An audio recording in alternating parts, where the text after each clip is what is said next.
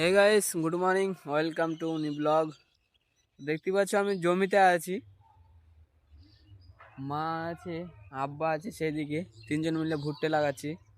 সবারই ভুট্টা গাছ বড় বড় হয়ে গেছে দেখো।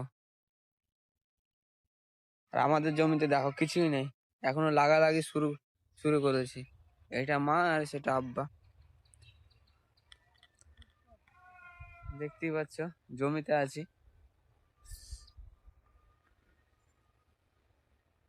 সবারই ভুট্টা সবার বড় বড় হয়ে গেছে আর আমাদের কিছুই হয়নি।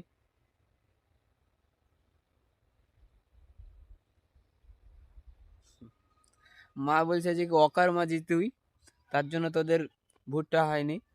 সত্যি কি আমি অকর্মা?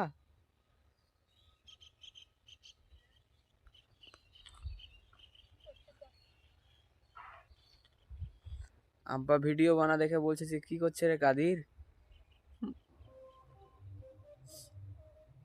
দেখি, আমিও লাগাচ্ছিলাম আর কিছুটা বাকি আছে লাগাতে। তাহলে এই সেই দিক কালকে লাগিয়েছিলাম আর এদিকটা লাগাতে বাকি আছে।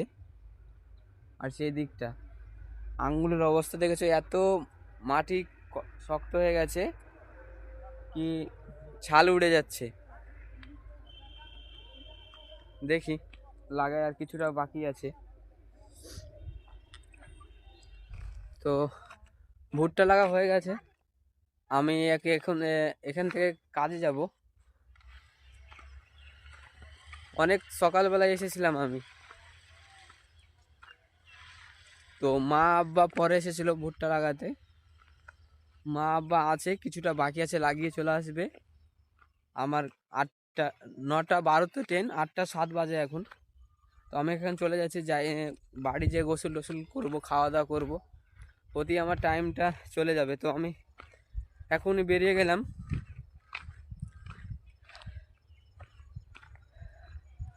সকালে সময় থাকে, কিছুটা কাজ করি।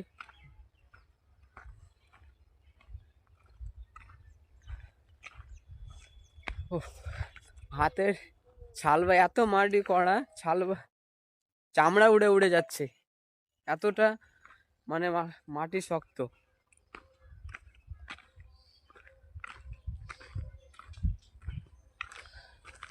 সেই দিকে বাড়ি, আর সেই দিকেই তো মা আব্বা চলে আসছে, কারণ লাগাতে পারছে না। বাগানের ভিতরটা যেতে হয় আমাদের বাড়ি সেই দিকে।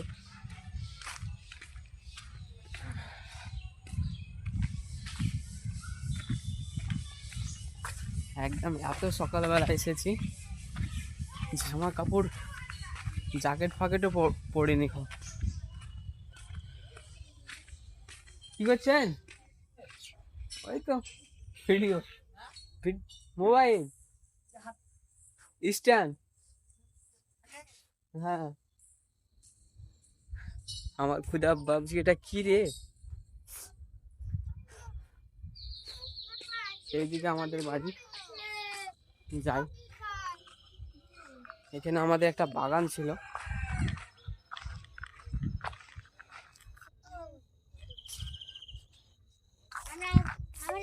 আর কিছুটা বাকি আছে।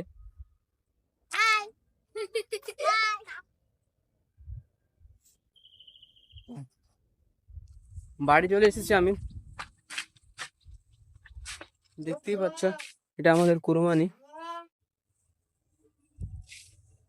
মাথা শুয়ে আছে।